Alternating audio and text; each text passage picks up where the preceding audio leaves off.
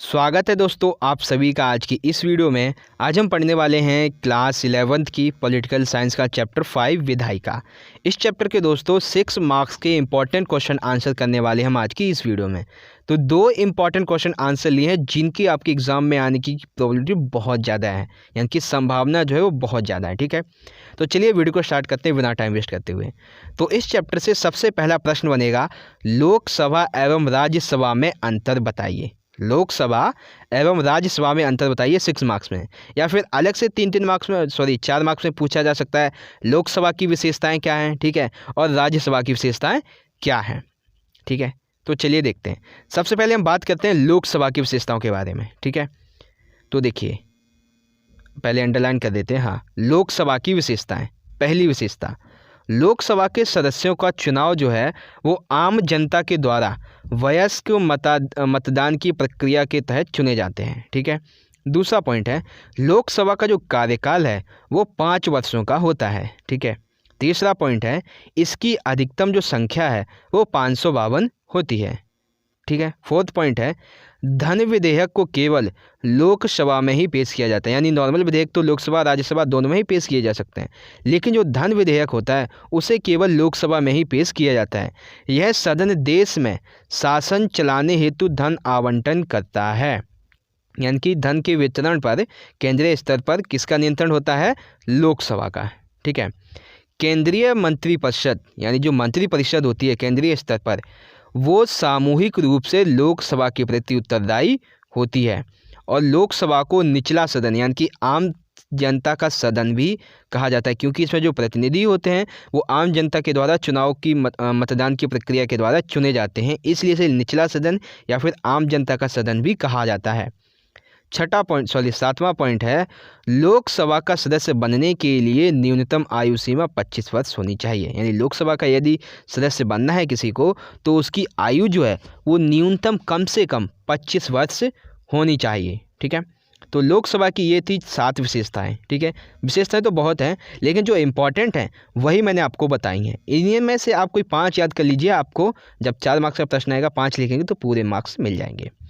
अब बात करते हैं राज्यसभा की विशेषताओं की। ठीक है, अब बात करेंगे हम राज्यसभा की विशेषताओं की। तो राज्यसभा की सबसे पहली विशेषता क्या है? देखिए, इसमें सदस्य राज्य विधानसभा के निर्वाचित सदस्यों द्वारा चुने जाते हैं, यानी कि राज्यसभा जो है इसमें जो सदस्य चुने जाते हैं वो राज्य विधानसभा के निर्वाचित सदस्यों के द्वारा चुने जाते हैं।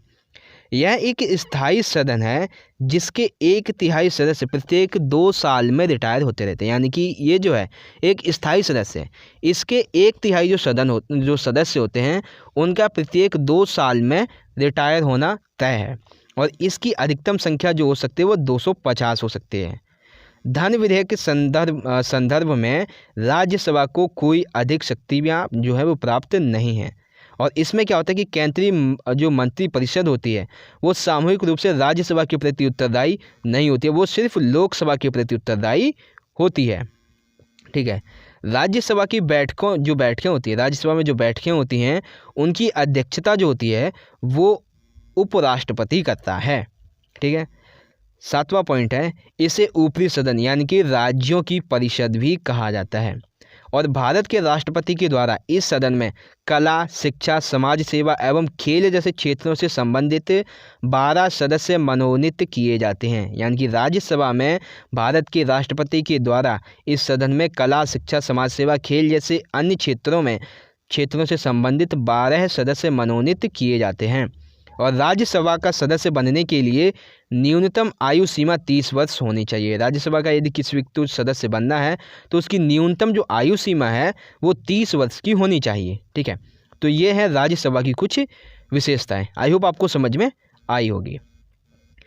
तो देख लेते हैं एक बार सभी पॉइंट एक बार फिर से। लोकसभा की विशेषताओं के बारे में क्या थे, आई होप आपको समझ में आया होगा। आप यहाँ से देख सकते हैं, मैं आपको दिखा रहा हूँ सारे के सारे पॉइंट, आपको समझा भी दिया है मैंने। ठीक है, फिर राज्यसभा की विशेषताएं हमने देखी, तो इस तरह से हमारा क्वेश्चन फर्स्ट जो है 6 मार्क्स का वो यहाँ पे ख़त्म होता है, एंड आई होप कि आपको समझ में आ गया होगा। अब बात करते हैं इस चैप्टर के अगले प्रश्न की।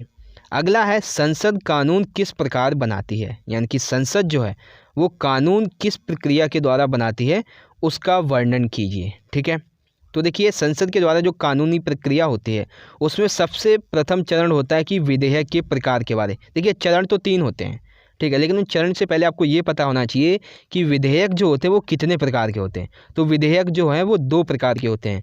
एक होता है सरकारी विधेयक, मंत्री के द्वारा विधेयक पेश किया जाए तो वह सरकारी विधेयक कहलाता है, जो मंत्री द्वारा पेश किया जाए, ठीक है।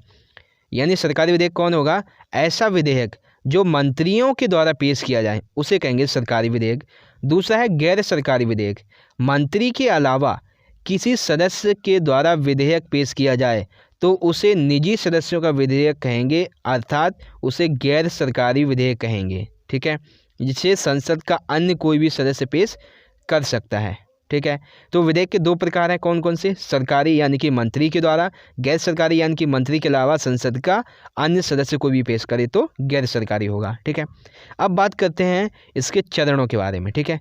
तो सबसे पहला है जो चरण होता है कानून बनाने का, यानी विधेयक को पारित करने का जो सबसे प्रथम चरण होता है उसके बारे में बात करते हैं। तो देखिए पहला पॉइंट, प्रथम चरण, सबसे पहले यह देखा जाता है कि क्या विधेयक जनता के लिए ज़रूरी है या क्या कुछ लोग अपने स्वार्थ के लिए तो ये विधेयक पारित नहीं करवाना चाहते हैं, इसके बाद ही संसद में लाया जाता है। यानी कि किसी भी विधेयक को अगर पारित करना है तो पहले ये देखा जाता है क्या ये जनता के लिए ज़रूरी है या कोई एक समुदाय इसका अपने स्वार्थ के लिए इसको विधेयक को पारित करवाना चाहता है, ठीक है। किसी भी कानून को बनाने के लिए उस समय की परिस्थितियों का आकलन किया जाता है, यानी कि किसी विधेयक को पारित करने के लिए, कानून बनाने के लिए उस समय की जो सामाजिक स्थितियां, जो परिस्थितियां हैं उसका आकलन किया जाता है। क्योंकि कई बार कुछ नेता या कोई छोटा समूह अपने हित के लिए कानून बनवा लेते हैं जो जबकि उन लोगों को पता भी नहीं चलता है, ठीक है। तो ऐसा करने के लिए, कानून बनाने के लिए पहले उस समय की परिस्थितियों का आकलन किया जाता है, उसके बाद ही आगे कोई फैसला लिया जाता है, ठीक है। अब देखते हैं अगला पॉइंट, दूसरा चरण। तो प्रथम चरण आपको समझ में आ गया होगा। तो देखिए अब दूसरा चरण, दूसरे चरण में क्या होता है, पहले अंडरलाइन करते हैं, हाँ, कि प्रस्तावित कानून को संसद, जो प्रस्तावित कानून है उसको संसद के किसी भी सदन में पेश किया जाता है, राज्यसभा या लोकसभा कोई सा भी हो, ठीक है, उस पर विचार विमर्श किया जाता है। इसके बाद अगर वो विधेयक उस सदन से पास हो गया तो उसे अगले सदन में भेजा जाता है। इसी प्रकार दूसरे सदन में भी यही होता है, यानी राज्यसभा और लोकसभा। यानी कि देखिए जो प्रस्तावित कानून होता है, मान लीजिए उसे संसद की राज्यसभा में उसे पेश किया गया, ठीक है, वहाँ से अगर इसे मंजूरी मिल गई विचार में, उसके बाद बहस के बाद, तो ये जाएगा लोकसभा में। लोकसभा में भी अगर मर्जी मिल गई तो ये जाता है फिर आगे, ठीक है। कभी कभी क्या होता है कि विधेयक को लेकर दोनों सदनों के बीच मतभेद होते हैं, तो दोनों सदनों की एक संयुक्त बैठक बुलाई जाती है। इनकी कभी कभी क्या होता है कि कुछ मतभेद होते हैं राज्यसभा लोकसभा के बीच में, तो दोनों सदनों की एक संयुक्त बैठक बुलाई जाती है और उस समस्या का निदान किया जाता है। दूसरे चरण में ये होता है, ठीक है। फिर आता है तीसरा चरण। अब तीसरे चरण में पूरी तरीके से ये जो कानून होता है वो लागू हो जाता है। देखिए कैसे, तीसरा चरण, पास किए गए विधेयक, यानी कि राज्यसभा लोकसभा की मतभेदों के बाद, विचार विमर्श के बाद ये पास हो गया, तो पास किए गए विधेयक को लागू करने के लिए राष्ट्रपति के पास हस्ताक्षर के लिए भेजा जाता है। यानी कि विधेयक पास हो गया राज्यसभा लोकसभा से, फिर लागू करने के लिए कहाँ भेजा जाएगा, साइन करने के लिए, हस्ताक्षर के लिए राष्ट्रपति के पास। और अगर राष्ट्रपति को लगता है कि इसमें कोई कमी है, यानी कि इतने विचार विमर्श के बाद, लोकसभा राज्यसभा की इतनी बहस के बाद, मतभेदों के बाद भी अगर कोई कमी रह गई है, तो राष्ट्रपति उसे पुनः विचार विमर्श के लिए वापस भेज सकता है और वह इस विधेयक को अपने पास कितने भी समय तक रख सकता है। इसके तहत वो कौन सी अपनी शक्ति का उपयोग करता है, पॉकेट वीटो शक्ति का, ठीक है। लेकिन सिर्फ धन विधेयक को छोड़ के वो किसी भी विधेयक को अपने पास एक लंबे समय तक निलंबित कर सकता है, ठीक है। अगर सदनों के द्वारा, यानी जब राष्ट्रपति को लगता है इसमें कोई अभी भी कमी है, ठीक है, तो वो पुनर्विचार के लिए वापस भेजता है। फिर अगर सदनों के द्वारा फिर से विधेयक को राष्ट्रपति के पास भेजा जाता है तो राष्ट्रपति को उस पर साइन करना ही पड़ता है। यानी कि मान लीजिए राष्ट्रपति को लगा कि इसमें कोई कमी है विधेयक में, संसद के पास भेज दिया, उसने कोई भी उसमें संशोधन नहीं किया, सही वापस भेज दिया, तो राष्ट्रपति को जरूर साइन करना ही पड़ेगा और उसके बाद जो विधेयक है वो एक कानून के रूप में बदल जाता है। लेकिन आप ही सोचिए कि राष्ट्रपति जो है वो देश को चलाने वाला राष्ट्रपति जो है, ठीक है, जब वो किसी विधेयक को वापस भेजेगा, सिंपल सी बात है, कोई ना कोई कमी तो होगी।